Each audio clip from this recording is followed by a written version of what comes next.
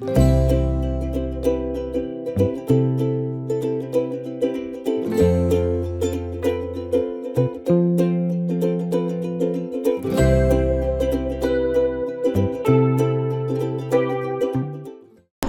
back to our channel for those of you who have been following us, and welcome to our channel if you're seeing this for the first time. Yeah. So, day 1 of season 5. Isn't that amazing? Yeah. For any of you who follow us, you know that we tend to say, this is what we're going to do, and then we say, oops, let's try something different next time. I don't think we should say what we're going to do because who knows how much that's actually going to happen. Well, that's the thing. We have a general idea, and at this point it's aspirational. Yes. Because it's going to cover about 6,000 miles and somewhere in the neighborhood of 7 or 8 national parks. And over 2 months time. 2 months, yeah, 2 months of time. What we're doing differently this year is we're doing a little more focused exploring on our way to our RV park in Arizona. Here's a map of our aspirational plan. You can see we're going to be leaving from Minneapolis, well, we have, and we're going due west through North Dakota, Montana, Idaho, Washington, that kind of stuff. And our plan, as we said, is to hit some really fun national parks. We know for sure we will hit, unless weather prevents us, we will hit North Cascades and Olympic National Park and Mount Rainier in Washington. We only have one reservation on this trip, and then from Washington we head on down the coast to Oregon, Northern California, and as you can see then we meander back towards Arizona with the hope of being there by the end of October. Well, we'll see how much of that holds true. Anyway, that's the plan, and we are going to be spending the night tonight in Jamestown, North Dakota.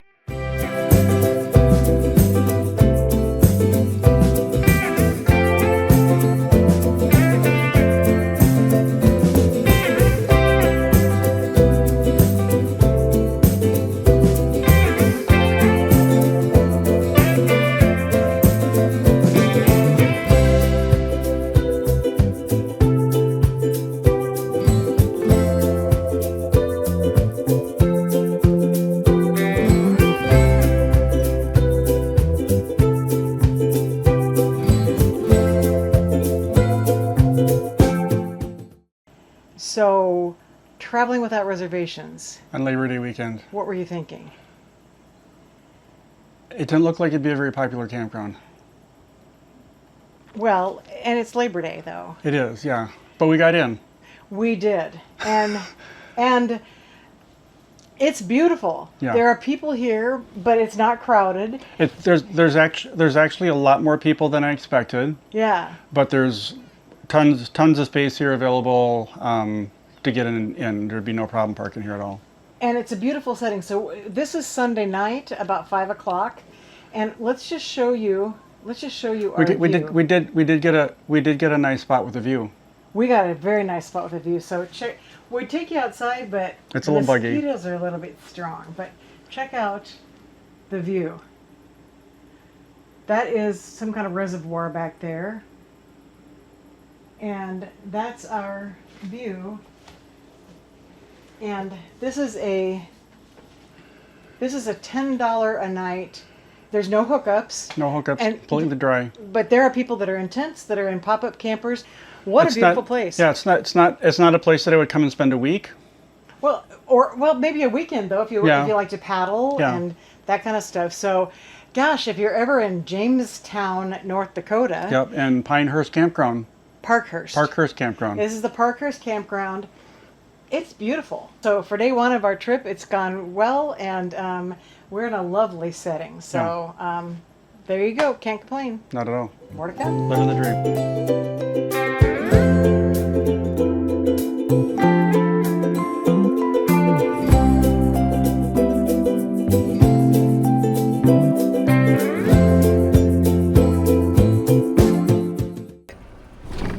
Go boondocking.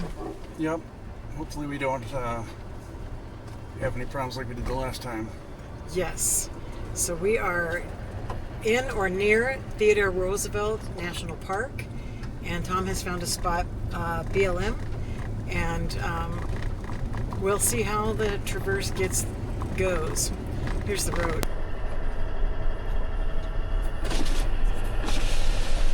It's hard to believe that we are pulling this rig up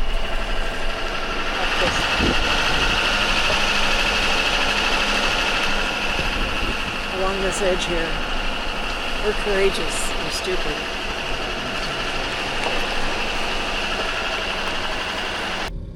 It was a little bit of a scary drive up here. The road is kind of steep. And windy and dirty. It felt a little crazy to be dragging that big rig up. Yeah, it was. There was always the question, having never been here before, is there going to be a place to turn around up here? I assumed there would be. Well, it was worth the ride. First of all, it wasn't bad. No, it wasn't. It was a gravel road. But I want to show you the site that we have, totally free, BLM. It's not just that it's free, which is always a plus. which is nice, Mm-hmm. but it's just away from everybody, very quiet, very.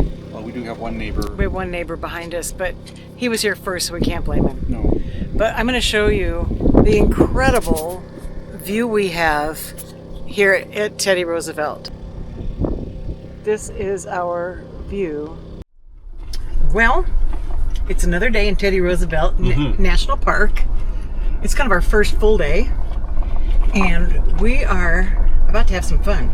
If you'll see on the map here, we are in the south unit of Teddy Roosevelt National Park, and we're going to drive all the way here from kind of the west end of it to the east end of the route, and then we have to turn around and come back. But you'll see along the way there are little stops that we are going to take little short hikes, maybe look for some prairie dogs, look at the scenery, and enjoy. So that's our plan today. We're so excited. We're at Prairie Dog Town. We show you what we see here. And here's our world famous wildlife photographer, Tom Schendel, using his big lens to capture the elusive prairie dog. We bought that camera just for prairie dogs. I'm sure it's going to be a National Geographic.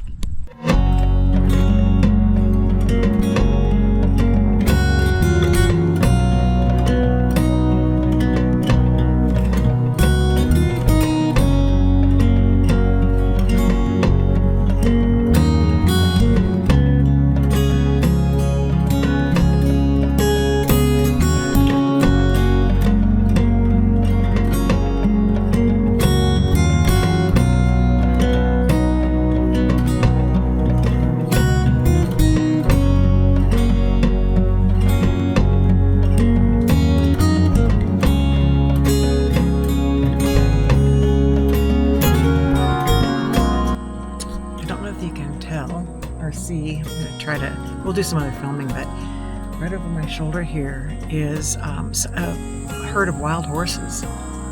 Most of them have kind of gone over the edge. Way back there, Tom is trying to get a better photo, but this place is just beautiful. And there's a couple other things I noticed besides it just being really rugged and covered in beautiful foliage and whatnot is, first of all, it's super quiet. Just nothing but the birds and the bugs. There's an aroma in the air of just fresh, it's not balsam or pine, but it's that kind of scent. It's just a balm to all your senses. Creation is awesome.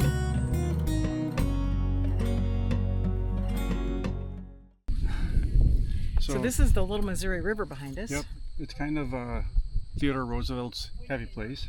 His happy place, yes. We watched the film in the park yesterday, and they talked about how he came here before this was a national park. He had a ranch that was near here, and is part of the national park, but a very small little part. It's a little plot of land, basically, that's kind of out in the middle of nowhere. Elkhorn Ranch. Yeah.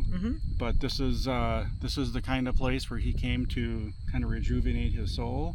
And what did they say? He said it kind of saved him as a grieving. He just lost his mother and wife on the same day. Yeah. So. Yeah. Wow. I expected the park to be more like the Badlands based on, what you see when you drive by on the highway. To me, the Badlands, once you've been through, a quarter mile of it, you've seen what you're going to see. But here, it changes, and it goes from these rugged cliffs to more rounded hills and river and horses. And it's, we love seeing the feral horses. Feral horses. Who knew there's such a thing as feral horses, which are not the same as wild horses. No. So, all right, we are gonna now go into Medoro and get some lunch because I forgot to pack it. And we'll show you around Medoro because it's really cute town from what we've seen so far. All right, carry on. Onward. We're going to the Cowboy Cafe. Mm-hmm. And why? Because somebody didn't bring lunch. Well, not only that, but because they have strawberry rhubarb pie. Yes. And if you follow us at all, you know we like our SRP. SRP. And we don't know if it's going to match up with that one we had in Capitol Reef. Capitol Reef, but we're willing to try it. Dry rhubarb pie. It's good. Is it? Yeah. How does it compare to the one at Capitol Reef? I think Capitol Reef was better. But this is It was good. kind of hard to beat that one. Yeah.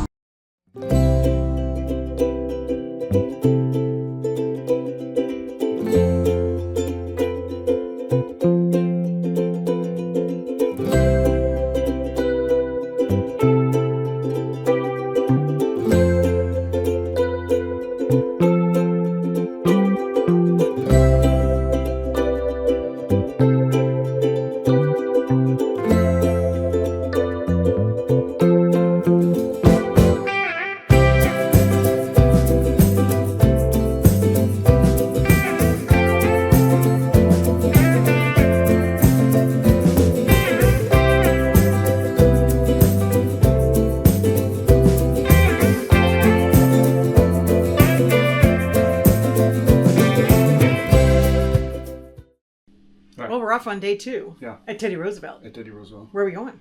The Painted Canyon Visitor Center, and there's a small hike there to do. This is the Painted Canyon Trail hike. And so far, it looks pretty dang glorious. Check that out. Little petrified wood here. Does it feel like rock or wood? Look. Well, it looks like a piece of wood, but it feels like a rock. It's pretty darn heavy. Wow, it looks like just a regular... Yeah. Looks like you could toss this in the fire and burn it, but it wouldn't do too well. So this is the end of the Painted Canyon Trail here, and this is the Upper Paddock Trail. This is where the trail, Painted Canyon Trail, ends. But you can see the trail keeps going up to that hill up there. And I'm betting we'd have a good view up there, so we should go up there and check it out. Check that out. So the Painted Canyon Trail. Yeah, wow. As Tom said, we're at the end of it, and it's a stunning panorama. Like I said, when you get to the trail intersection with Paddock Trail or whatever it is, just keep going another tenth of a mile up the hill because there's a beautiful view there. Yeah, this is officially on the trail, but enough people to come here that there's clearly a trail. And if you brought some snackies along, there's a perfect little snack spot up here. Yes. It's kind of nice flat ground up here if you wanted to sit down or whatever. So yeah.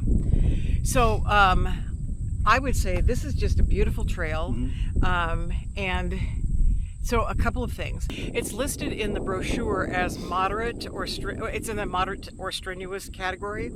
I would say it's not. For anybody who's just of average ability, there's a few, clambers up and down, but for the most part, it's pretty flat. Yeah, I mean, a lot of our viewers are 65 plus. Yeah. Younger people certainly are going to have a problem, but if you have ankle or balance problems and stuff, there are some steep sections in the trail that could cause some people some difficulty. But if you're just average health, yeah, you should just take your time. Fine, take your time. Bring some hiking poles for the steep sections. Yep, for sure. And so it's doable and it's worth it. So this is about we're a little beyond we're probably 2.5 miles. 2.13 miles. Oh, there you go, 2.13 miles. And then we're going to turn around and go back. So a couple of pro tips. Number one, as always, even in the off season, which this is, come early because we passed one couple, or we've met a couple and one guy on the trail so far this morning. And I just think people will tend to come out later. Yeah. And it was a little chilly this morning, but it feels great now. So that's pro tip number 1. Pro tip number 2, I would wear long pants, even in the summertime. This is fall, but there are several spots where the bushes and brambles have, grown over the path. They haven't grown over, but they cover the path, and you have to scrape through them. And it'd be pretty scratchy if we were wearing shorts. Yeah. So that, and of course, as always, bring more water than you think you'll need. And if it's in the summer and hot, bring a lot of water. A lot of water. It's going to be really hot out here. We always say that, but people just always underestimate how much water they need. Another pro tip for the Painted Canyon Visitor Center. It is an official wayside rest area.